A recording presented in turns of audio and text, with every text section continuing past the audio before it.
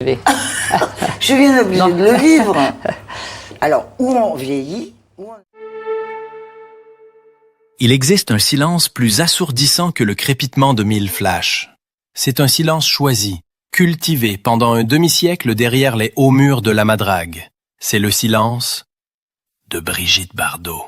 Loin du tumulte du monde, l'icône absolue, celle qui fut le visage même de la Marianne et le symbole vivant d'une France insouciante, a laissé le mythe Bibi se figer dans le temps. Elle, qui avait tout donné à la lumière, a choisi l'ombre comme dernier rempart.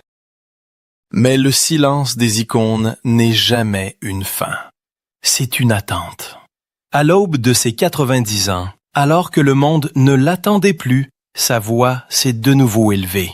Une voix changée par le temps, mais chargée d'une colère intacte. Ce ne fut pas un soupir de nostalgie. Ce fut un acte d'accusation. Dans un ultime refus de se taire, Bardot a publiquement confronté les systèmes et les hommes qui ont forgé sa légende tout en brisant sa vie. Elle a dressé la liste des choses qu'elle ne pardonnera jamais. 4 blessures capitales, 4 trahisons indélébiles. Comment la femme la plus photographiée du XXe siècle a-t-elle pu devenir l'ombre la plus célèbre de France? Comment celle qui incarnait la joie de vivre a-t-elle pu être consumée par une telle amertume? Qui lui a volé son nom pour n'en laisser qu'un sigle? Bébé, une marque déposée au détriment de l'individu. La France de l'après-guerre avait besoin d'elle. Elle fut cette vague de liberté, ce souffle de sensualité pure qui balayait les vieilles conventions. Le monde entier la désirait. Mais le désir, lorsqu'il devient une industrie, dévore ce qu'il prétend célébrer. Derrière l'image de la fille aux pieds nus dansant à Saint-Tropez, se cachait une réalité plus sombre. Une prison dorée où chaque sourire était un contrat et chaque regard, une intrusion. Ce soir, Icône et Silence ne revisitent pas la légende. Nous écoutons la femme. Nous explorons le coup de la gloire et le long chemin vers cette confrontation finale où, tenant fermement sa propre vérité, elle nomme enfin ce qui ne peut être pardonné. Pour comprendre l'ampleur de la chute, il faut d'abord mesurer la hauteur vertigineuse du sommet. L'apogée de Brigitte Bardot n'est pas une simple carrière, c'est un phénomène sismique. Il commence en 1956. La France, encore marquée par les cicatrices de la guerre et engoncée dans ses traditions, s'éveille à une nouvelle ère. C'est dans ce contexte qu'un film va faire l'effet d'une déflagration culturelle, et Dieu créa la femme. Réalisé par Roger Vadim, le film ne se contente pas de la révéler au monde. Il la crée, il la sculpte. Bébé n'est plus seulement une actrice, elle devient l'incarnation d'une liberté sexuelle et d'une innocence provocatrice que le pays n'osait pas encore s'avouer. Le public est foudroyé. Elle est l'anti-icône. Là où les vedettes de l'époque affichaient une perfection sophistiquée et distante, Bardot offre une beauté sauvage, pieds nus, la chevelure en bataille. Elle n'est pas une star, elle est la fille d'à côté, l'enfant naturel de Saint-Tropez. Chaque apparition est un baume pour un pays en reconstruction, un rappel vibrant que la vie pouvait être simple, belle et vécue avec une passion immédiate. La presse la surnomme l'idole nationale, la Marianne de poche. Elle devient plus qu'une vedette, elle devient un symbole social, un sujet de thèse pour les sociologues. Sa filmographie s'enchaîne alors à un rythme effréné, chaque film façonnant un peu plus le mythe. Il y a En cas de malheur en 1958, où, audacieuse, elle tient tête au monstre sacré Jean Gabin, prouvant qu'elle n'est pas qu'une image, mais aussi une actrice d'instinct. Puis vient Le choc de la vérité en 1960, réalisé par le tyrannique Henri-Georges Clouzot. Ce rôle dramatique, intense, lui vaut une reconnaissance critique et un David di Donatello de la meilleure actrice étrangère en Italie. Mais il la pousse aussi dans ses retranchements émotionnels les plus profonds. Un premier aperçu de la pression dévorante qui s'installe. Le film est un triomphe mondial et lui ouvre définitivement les portes de l'international. Elle ne se contente pas de jouer, elle chante. Avec cette voix fragile, presque murmurée, elle popularise des titres légers mais devenus iconiques, comme La Madrague ou Harley Davidson. Elle enregistre même la première version, alors jugée scandaleuse et censurée, de Je t'aime moi non plus, avec Serge Gainsbourg. Chaque note, chaque rôle, chaque apparition ravivait une étincelle de modernité. Elle n'appartient plus à la France, elle appartient au monde. Elle est acclamée à New York, à Rome, à Tokyo. Elle est la réponse française à Marilyn Monroe. Mais cette adoration universelle a un prix. Le public a construit autour d'elle une image idéalisée, celle d'une déesse de la sensualité, éternellement jeune, éternellement libre, éternellement disponible. Au tout début, il y avait la joie pure de jouer, le rêve innocent d'une jeune fille issue de la bourgeoisie parisienne qui voulait simplement être aimée. Cette joie est palpable dans ses premières interviews, mais très vite, le rêve est devenu une machine. La pression initiale, celle de plaire, de correspondre à l'image que les autres avaient façonnée pour elle, s'est transformée en un fardeau. Le monde voulait Bibi. L'industrie la produisait à la chaîne. Mais derrière les sourires éclatants du tapis rouge, les premiers frissons de doute, les premières fissures s'installaient. Le symbole commençait à dévorer la femme. Et personne ne semblait s'en apercevoir. L'icône était née, mais Brigitte commençait déjà à suffoquer. Tandis que le public voyait Brigitte Bardot sourire sur scène, insouciante et libre, les coulisses révélaient une toute autre partition. La machine bébé tournait à plein régime, et elle était une esclave de sa propre image. La première chose que Brigitte Bardot ne pardonnera jamais, c'est d'avoir été traquée. Elle fut la première victime mondiale de ce qui n'était pas encore nommé le harcèlement médiatique, la chasse à l'homme par les paparazzis. Ce fut le premier cercle de l'enfer. Des photographes, comme le célèbre Daniel Angeli, qui se vantera plus tard d'avoir été le roi des paparazzis, organisait un siège permanent autour de sa propriété, la Madrague. Il louait des bateaux, des hélicoptères, grimpait aux arbres, utilisant des téléobjectifs pour violer son intimité la plus stricte. Ce n'était plus de la photographie. C'était une traque incessante, 24 heures sur 24. Elle vivait comme un animal pourchassé, ce qui, paradoxalement, forgera sa future vocation.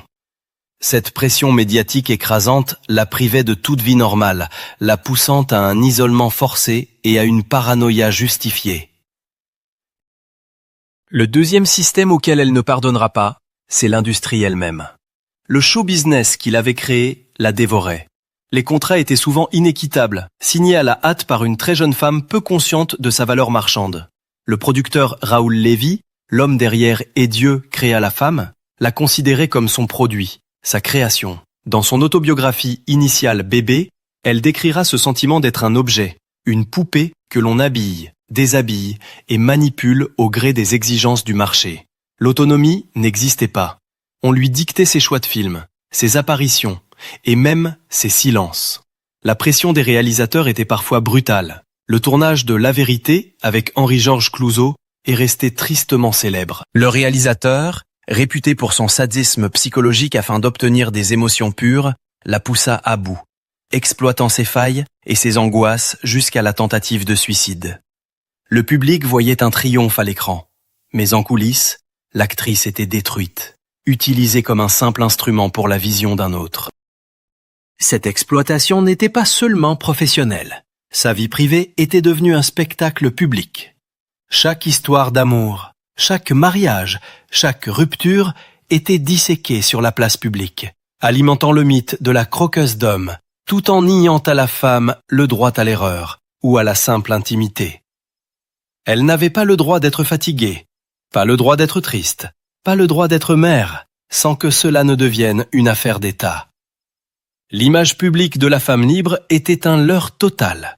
En réalité, elle était prisonnière de cette image.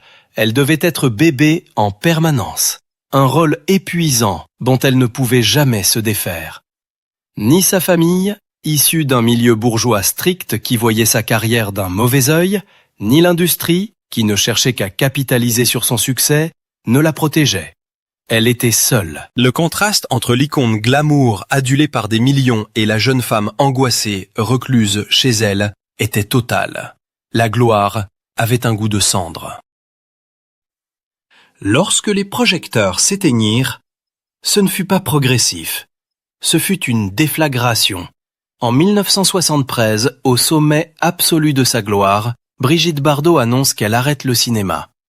Définitivement. Le public est sous le choc. L'industrie pense à un caprice, mais c'était une fuite pour survivre. Elle s'échappait de la cage dorée. Cependant, l'oubli qu'elle cherchait ne pouvait effacer les blessures infligées. La plus grande tragédie de bébé n'est pas sa retraite, mais la raison pour laquelle elle a dû fuir. Une déshumanisation si complète qu'elle a empoisonné sa vie la plus intime. Le véritable scandale.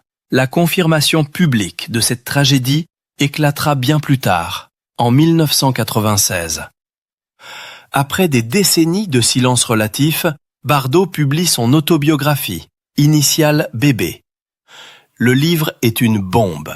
Le public y découvre la face sombre de l'icône, mais un passage en particulier va glacer la France. Elle y décrit sa grossesse, en 1959, alors qu'elle attendait son fils unique, Nicolas Jacques Charrier. Elle n'utilise pas les mots d'une mère. Elle utilise les mots d'une victime. Elle compare cette grossesse non désirée, survenue au pic de sa gloire et de son mariage tumultueux avec Jacques Charrier, à une tumeur qui grandissait en elle. La réaction est immédiate et violente. Ce n'est plus un scandale médiatique, c'est un drame familial exposé aux yeux de tous. En 1997, son propre fils Nicolas, qu'elle n'a pratiquement pas élevé, et son ex-mari l'attaquent en justice pour atteinte à l'intimité de la vie privée. Et il gagne. Le tribunal condamne Brigitte Bardot. C'est la troisième chose qu'elle ne pardonnera jamais.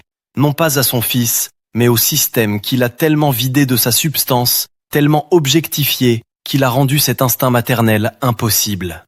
Le public qui l'adorait hier lui tourne en partie le dos, choqué par cette révélation taboue. L'industrie qui l'avait porté au sommet, elle, resta muette, comme toujours.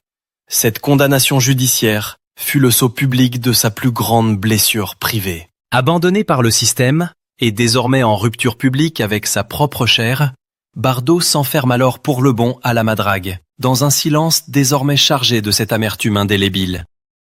À l'âge de 88 ans, lors d'une rare interview accordée depuis la Madrague, le visage marqué par le temps mais le regard inflexible, Brigitte Bardot n'a pas parlé de cinéma. Elle n'a pas évoqué la nostalgie des années 60. Elle a tenu à la main non pas un scénario, mais la liste de ses combats, la liste de ses dégoûts. C'est le moment où le silence s'est rompu, non pas avec regret, mais avec une colère froide et maîtrisée. Elle a enfin repris le contrôle total de sa propre histoire. Elle y nomme ses adversaires. Le premier, c'est le système des paparazzi, ces chasseurs qui, dit-elle, lui ont volé sa jeunesse et sa liberté. Un système incarné par des figures comme Daniel Angeli. Le second, c'est l'industrie du cinéma elle-même, celle qui, sous la coupe de producteurs comme Raoul Lévy, l'a emballé comme un produit et l'a poussé au-delà de ses limites, ignorant sa détresse. Le troisième, c'est ce scandale intime, cette rupture avec son fils, Nicolas Charrier, conséquence directe, selon elle, d'un monde qui l'avait déshumanisé au point de lui voler son instinct maternel.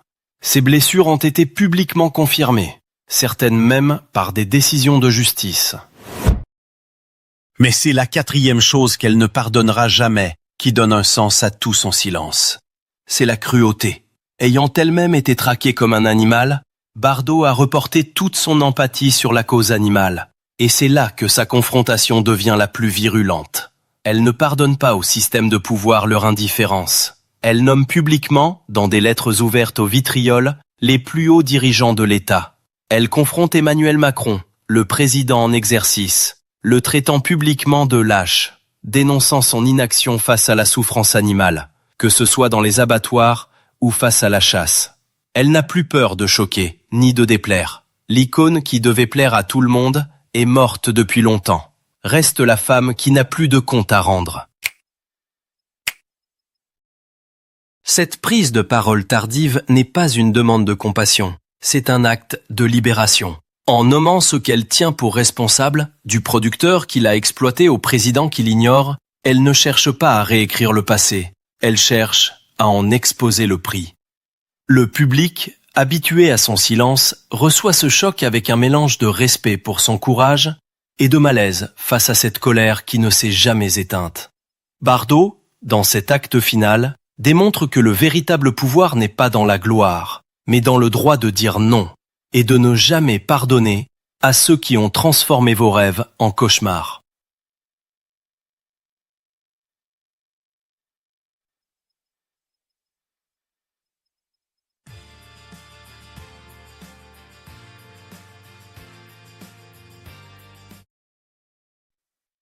L'histoire de Brigitte Bardot n'est pas seulement celle d'une actrice légendaire. C'est un miroir tendu à une industrie, un avertissement universel qui résonne bien au-delà des frontières de la France. Derrière chaque icône se cache un être humain, une âme qui aspire à être plus qu'une simple image figée sur un écran de cinéma. Le parcours de Bébé, de l'adoration mondiale à la réclusion volontaire, nous oblige à nous interroger profondément. Et si l'industrie, à l'époque, les avait traités comme des humains et non comme des produits d'exportation? Combien d'autres jeunes talents, combien d'enfants stars, de la France des yéyés à l'Hollywood moderne, ont vu leur vie brisée en silence, leur voix étouffée par le poids des contrats léonins et l'avidité insatiable des projecteurs. L'histoire de Bardot représente toutes ces voix oubliées, celles qui n'ont pas eu la force, ou peut-être jamais la chance, de confronter publiquement leur bourreau. Nous, le public, portons aussi une part de responsabilité. Avons-nous désiré l'image, le mythe Bébé, avec une telle ardeur que nous en avons collectivement oublié la personne? Sommes-nous enfin prêts à écouter, vraiment écouter? Non pas les échos de la gloire passée, mais les confessions brutes de l'après, avant que les lumières ne s'éteignent pour de bon.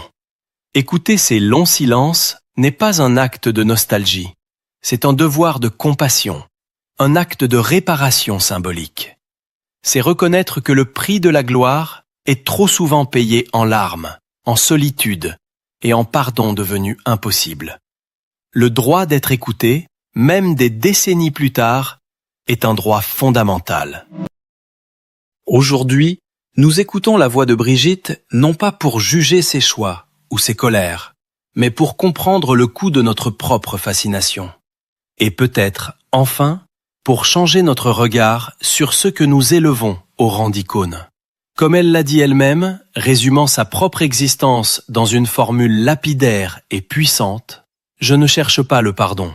Je veux simplement que mon histoire soit racontée avec ma propre voix. » Un rappel brutal que la blessure la plus profonde n'est pas la chute, mais la trahison de ceux qui ont fabriqué l'idole avant de la pousser dans le vide.